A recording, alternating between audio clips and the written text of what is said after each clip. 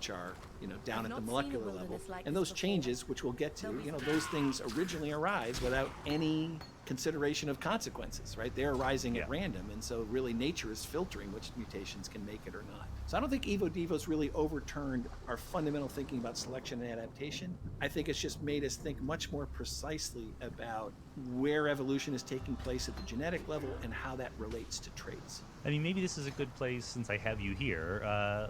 Let's broaden our scope a little bit, not just to books you've written, but to this broader question about how to think about evolution, right? I mean, there have certainly been claims that we should say that at this point in the history of the development of biology, we're no longer Darwinian natural selection people. We have a new synthesis. I guess no, the new synthesis already happened. What do we call it now?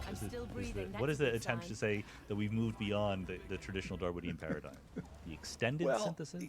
I think it's also our mechanistic understanding. I think that some of my there's different words floating out there. I'm most sympathetic to what some of my colleagues say, sort of the functional synthesis. I think we had formal descriptions, for maybe the first half of the 20th century of what species are and sort of understanding how species get made. But until we could crack the genetic code, until we could look under the hood at how traits evolve, we had a fairly, let's just say only a 10,000 foot view, of evolution. Right. And so I think it's more about the richness and depth of our understanding rather than, conceptually have we really thrown much out that we had before. I don't think so. Okay, so there is I know because I've interacted with people that emotions get very heated when we say, are we just improving upon the existing paradigm of natural selection, or do we truly have a different conception now that we know a lot more about the multitude of things that go into these kinds of considerations? Well, I think there's some uncontroversial things there. For example, Darwin never imagined things like symbiosis, or let alone endosymbiosis, so that we know that some huge things in evolution, like chloroplasts in plants and mitochondria in us, evolved by the merger of different creatures. That's a very non-Darwinian thing, but it's now well established. Controversial when first proposed, but now very well established and accepted. So we've certainly found phenomena that were not in the Darwinian playbook, but we can celebrate those things. I mean, Darwin did not have to be a clairvoyant to all things that would ever be discovered in nature. Now, in terms of people getting heated, I think this somewhat goes towards the theme of the current book, but let me tell you something that I think is fair to say historically. Darwin's baby really was natural selection. Yeah. He had to come up with a way to sort of explain what kind of process could be at work that would shape, the diversity of the world. And he came up with this analogy to breeding, to domestication, or what we call artificial selection. That it was brilliant. It's how he started the origin of species. He explained using pigeon breeds that really what breeders do with birds or cattle or dogs or whatever is very similar to what nature does, albeit more slowly and and without an intelligence, so that people could get the idea that things can change. And, that was the first thing that he had to overcome. The thinking at the time was that species were immutable, that they were divine creations from God and created as they in their current form and unchanging. So he had a pretty difficult paradigm he had to dislodge first. He had to get people used to the idea that things could change naturally. Right. And so natural selection really was his brainchild, and Alfred Wallace came up with the very same idea.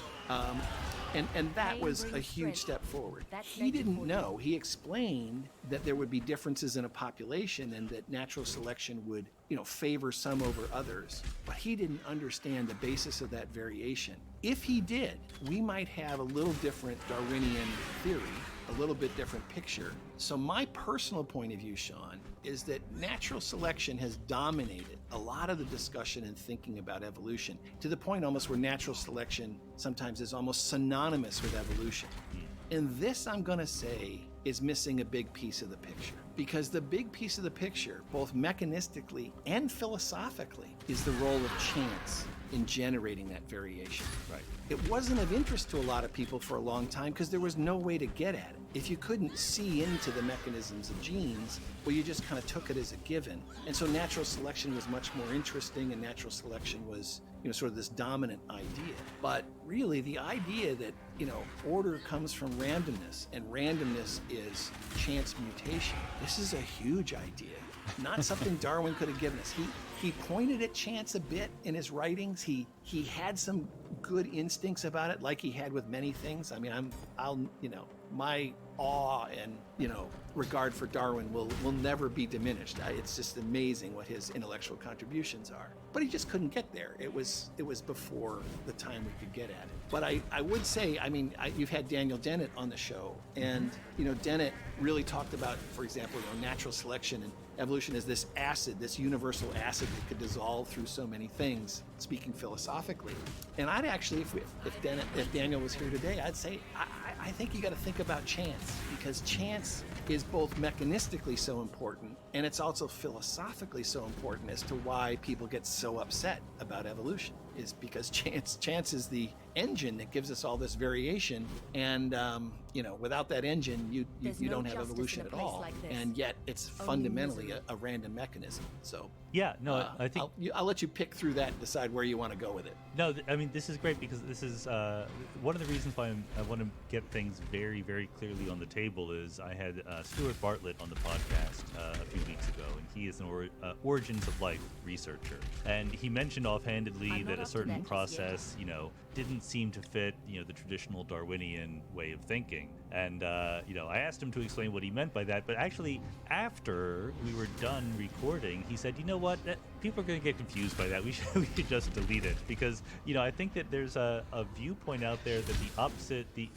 alternatives are Darwin or God, right? And I think that what people don't appreciate is that within the scientific, naturalistic, biological way of doing things, there's a whole bunch of subtlety about, how evolution, broadly construed, actually works. And like you just said, Darwin got a lot of it, and he got a lot of it right, and he got some major insights. But of course, we keep adding extra stuff that Darwin didn't know about. Absolutely. And we should all rejoice in that. I mean, the science is still growing, or else, the last few generations of evolutionary biologists didn't need to exist. But, it's been, if anything, my good fortune has been to be living through a new golden era of evolutionary biology, because our access to the genetic code, our access to being able to precisely map the relationship between genetic change and changes in traits has made it so powerful to interrogate all sorts of questions in evolutionary biology. So, of course, I hope we're discovering some new and worthwhile things. But boy, I don't find us discarding much. I think this is a growth and expansion narrative, and not, replacing something. And if anything, when I want to elevate the role of chance when we think about the evolutionary mechanism, I'm really just saying historically natural selection has been the dominant narrative. Doesn't mean natural selection is important. Of course it's important. But don't overlook chance mutation, because that's the fuel, right? That makes the whole evolution